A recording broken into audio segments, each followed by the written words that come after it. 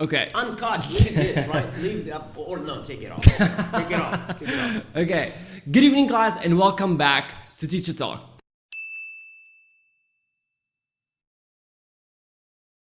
Today we have one of my favorite teachers in the region. You're one of my favorite teachers in the region. Come on, man. Come on, I'd steal your lesson plans. No. Oh, I would. No way. You'd steal them just because you don't want to do it yourself. Well. So, definitely inspiring, to say the least, considering the fact that you have been kind of prolific lately, wouldn't you say? Wow, in what sense? Like you've been more creative in the past few weeks. Well, yeah, like yesterday, for example, we had a cultural day at school. I performed a little song with four of my students, four female students. You want to show a clip of it? Yeah, sure, I have a clip. All right, let's clip it in. Yeah. All right. Yeah. So, where is it coming from? Because if anyone knows you, they would know that there has been a surge in your content production lately. Where is it coming from? I think, as strange as it might sound to you and to whoever is hearing this, I think it comes down to music. A musical ear, you'd say. Okay. I believe everybody has a musical ear, you know? Anybody has a musical ear. Anybody? Anyone who can speak a language, anyone who can acquire his mother tongue requires a capacity to pick up sound and reproduce it. That's what I call a musical ear. But where do others shine, or where do others come out to be special? With precision. When you can pick up sound and reproduce it with utter precision, then you have something special. Okay, please elaborate. How does music play a role into your ability and your willingness to create more things? Okay, I'll tell you something. As early as I can remember, when I was probably, 3 or 4, I used to imitate sounds, voices, tunes even. I remember the first piano my father brought me. It was on a trip to Spain. He brought me this little tiny piano. It brought us two, one for my brother and one for me. The yellow was my brother's. Because he knew you were gonna fight over one. I don't know, no, but I remember that mine was crap. It was hard. The keys on mine were really hard to press. I remember that, and I remember my brother's, the yellow ones. The yellow one, it was smooth. Smooth to play on, but of course, because he was the oldest, I had to get the shitty one. But although I got the shitty one, I reproduced one of the tunes at the time. It was a famous tune from an Egyptian soap opera called Ra'fat al-Hajjan. I still remember the tune. I don't know this one, but okay, keep going because I'm pretty sure I'm slightly. Well, it was a famous tune back at the time. So I picked that up, and at the age of 3 or 4, I played it, and I played it with precision. I remember that because everybody was mesmerized when they heard that sound coming out of the little piano. You just figured out. I'm just telling you, I've never learned proper music in my life. Just to tell you, so I'm not a music genius or anything. Figured out how to play it. I'm talking about the musical ear. That's all I'm talking about. Interesting. Yeah. So the ability to pick up sound and reproduce it. That was an instance where I did it through an instrument. At other times, I could reproduce the way people talk. Remember the old cartoon Montana? Yeah. The tiger that used to fish for treasure. I used to do. I if you close your eyes, you'd think me doing it. It was Alfred. إلى أين الآن? And then the what's his name? The other tiger. Lord Zero. Yeah, the mean guy, the evil guy. It was like. سليم سلام أيها الغبيان دكتور نيترو أريد تفسيرا واضحا لما يحدث ولكن الميزانية لا تكفي. Stuff like that. Yeah, for sure, man. You kind of nailed it. On first try, but you get my point, right? So I think it's music. It's the ability to reproduce sound, and this is probably the first time I ever talk about this with anyone. So thank you for bringing that up. All right. So how does that play into maybe creativity or language? Oh, in language, it plays out very well. It explains why I would use different accents. I could talk in the Texan Southern accent almost perfectly. I do the British accent. So it's not practiced. I've never really practiced. I've never lived in the UK, but I can do it because I can reproduce that sound. Interesting. And then the variety of things that you can do with this ability that you can imitate, but imitate with precision. Yeah. And then in that imitation, there is a touch of you. Yeah. Because when you reproduce sound, you are able to examine it closely. And when you examine it, sometimes you can even perfect it if there's something wrong with it. You get me? I'm pretty sure that the music nerds are fucking salivating right now. But here's the thing. Tell me, because I'm really interested to know. Did you ever feel like you had so much potential that wasn't coming out? You know, you were kind of almost frustrated with yourself that you know that you can create a lot, but you weren't for a long period of time, because for some period of time you weren't putting out anything. Oh, so you're talking about the video production things? Yeah. So did you feel like did you kind of, I don't know, criticize yourself or look down on yourself when you weren't doing, when you weren't creating, when you weren't making things? Well, if you remember, like, we tried things together at first. Yeah, for sure. Not at first, but I don't remember like blaming myself or my incapacity to do things. I thought I was trying out different things, and first content we were putting out was in English. Yeah. And that in itself was a problem, right? Yeah, because we're in Morocco, we're practically francophone country, so we're targeting a very small niche. Yeah. And that niche that listened to us and heard what and will listen to whatever it is that we're saying here, will always appreciate what we're doing. But we're talking scale here. When I moved to Darija, so when the switch happened, when I moved to Darija, so I spoke to the language that people can relate to the most. Okay. Right? And that's it. That's all I did. I switched to the language that everybody understands. And I made sure there is no French in it. Because the problem with French. Oh, really? Okay, yeah, because if anybody knows you, they would know that you kind of have an itch for French. I have an itch for the way people in Morocco and other North African and post-colonized African countries ascribe a certain superiority to French. That's the problem I have. I love French. I sing in French. I have a video of me singing a song in French. My father taught French at school for 40 years before he retired. I have no problem with the language. I have a problem with the way people think highly of themselves once they code switch to French. That's a problem for me. How does creating make you feel? Oh, that's.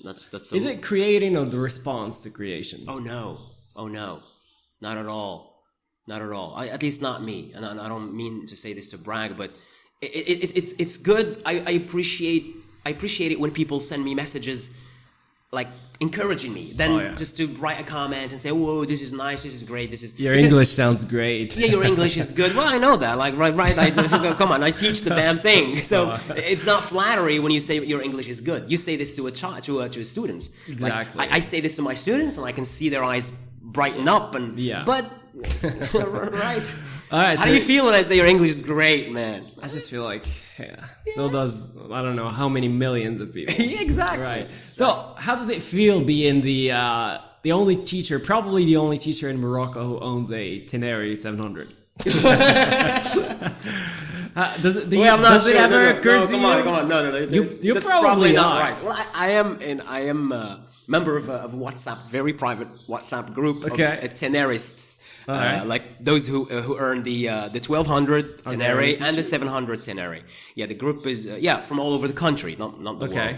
But I'm sure there is no other school teacher there. No teachers, I'm pretty sure. No school teacher there. There is a school teacher. No school teacher. There might be a college professor there. I don't know. Yeah, but for not sure. a school teacher. Do you ever ponder that? Like, do you ever wonder whether you're the only one doing something?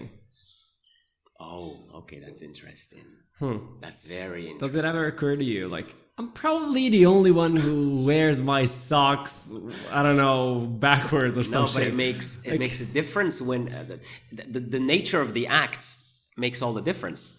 Is the act creative? Is it something really, really worthy, or is it a random thing, such as wearing your socks upside down or inside out? No, I get it for sure. Right. Now let's go back quickly to the bike thing. Oh, why are you so passionate about bikes, man? What is it with bikes? Come on, I could ask you the same thing. You're a biker. I mean, as well. I'm not as much of a bike head as you are. Okay. Or a motorhead, or whatever you call it, guys. See, I don't even know the lingo. Many people speak of or allude to freedom when they speak of bikes. But I think few people grappled with the concept. Like what's it with freedom and bikes? And there is a true, genuine connection there. We as human beings, I think, we tend to remember and appreciate the moments in our lives in which we're conscious, in which we're truly conscious and paying attention. Yeah. Right? Those are the moments that stick to mind vividly, more vividly than others, and those are the moments that we really appreciate. And this is just one tiny aspect about riding bikes. When you're riding a motorcycle, it's unlike driving a car in the sense that you truly cannot lose focus for a millisecond, because you do that, you crash. And that almost happened to me. The faster the bike, the shorter the fucking attention span that you should have. Yeah, so your attention and focus ought to be truly 100% on the road, on the oncoming traffic, cats on the road or whatever. And that act of immersing yourself in that experience of riding, and you add to it that there are no windshields, no glass, nothing. Like, it's just you exposed to the elements. Yeah. That's the sense of freedom. Actually, this is the one thing that I'm not that big of a motorhead yet, but that is the one thing that I could synthesize on my own.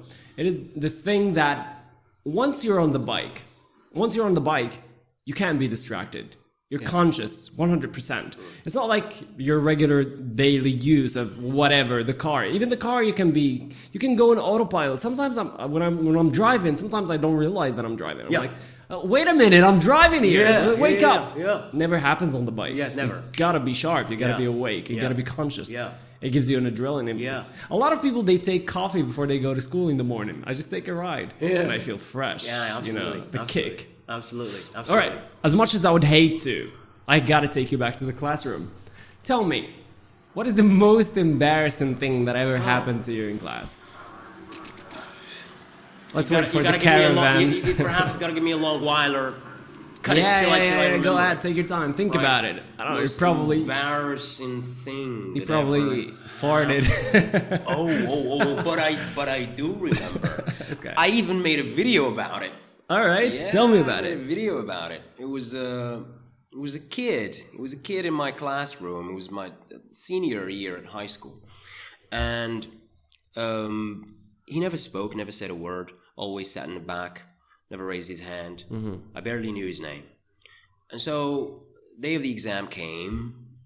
It was a regular grammar exam, and students didn't score too well. Of course, there are a few ones who got A's, of course, but that kid did remarkably, exceptionally good. Right, he did well. Yeah. So I was almost instantly sure that the guy cheated. Couldn't be him. And so I resolved to, orchestrate a little test for him to, shame on me then, to shame him and to, put him under the spotlight and make him feel embarrassed about it. So I called out his name. Okay. Abshafi. You still remember his name? Oh yeah, still remember his face. It must have scarred you. Yeah, we're friends on Facebook. Like All right, we're cool.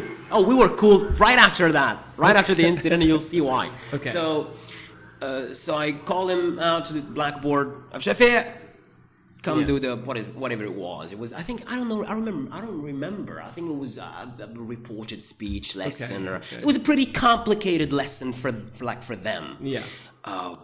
So I gave him the chalk, and I was sure again that he would just stand there and stare. Yeah. But he didn't. Yeah. So he stood there, and he took his time before he wrote anything, and I could see him shaking. That added to my arrogance at the time. And just as I was about to take the chalk away and send him to his place, he started writing. Wait a minute. And I started writing, and I thought, okay, maybe he's just he's trying. Gonna try his luck. So. But then I receded some steps back to the back of the classroom, and he was writing perfectly correct sentences. Oh, the look that he gave me. He gave me a look. I still remember. The look of... I do remember apologizing to him if ever he hears me. I don't know if he can remember or not. But I do remember saying, I'm sorry I wronged you. I thought you cheated. But again, Nigga, you never spoke in my class. How could I? You know, a lot of students could I are not like know? that. It's I funny know. that you bring that up because a lot of students are like that. You know, a lot of students, they don't do anything. They don't move an inch in class. And once you give them the exam, they give you back a 20. And it's really, I don't know, it makes you question things, but at the same time, you know, I don't want to rush into conclusions, but I learned to do this in my exams. I'm very strict when I'm watching over them. I'm very strict. However, if someone passes my guard, right, and they cheat somehow, I don't really go back to it. You know, if you can fool me, good on you. Yeah. You deserved it. If I didn't see you and you took your risk, because I tell them, if you take a risk, it's your exam. I mean, take a risk if you want. But if I see you, I'm not gonna be nice. But if they take a risk and it works out, I don't want to go through the trouble and maybe or maybe not it's them, it's their grade, and I'm just questioning You're right. them. You're Yeah, right. so You're right. You're right. Yeah, so I don't put myself through that. Now, what is the perfect classroom through the eyes of Mohammed Hassissi? Like, what is the perfect classroom for you? Perfect classroom or perfect lesson? The perfect classroom first. Well, neither exists. Neither one exists. Yeah. Or Okay. Any classroom is a perfect classroom as long as it's not a mixed age classroom. Okay. If it's mixed leveled, it's a struggle. Right. It's a real struggle, and most of them are. But if it's mixed aged, like the one I taught, some of the classes I taught at some random language center, it's really bad. It's not good at all. Like because well, you can't. Neither one is in a position of optimal learning. Exactly. Right? Yeah. The way you behave with the way I behave with my common core students is not the way I behave with my back students. Let alone put in a 45-year-old guy with a 16-year-old girl. Okay, so what is the perfect lesson? Right. So let's take the perfect class off the table, because you know, I don't know, like I was thinking like number of students, like the perfect board layout, the perfect situation, the perfect environment. Okay. But that doesn't matter. Let's talk about the perfect lesson. The perfect lesson for me is there are let's just say landmarks. Can I say landmarks? Or there are beacons.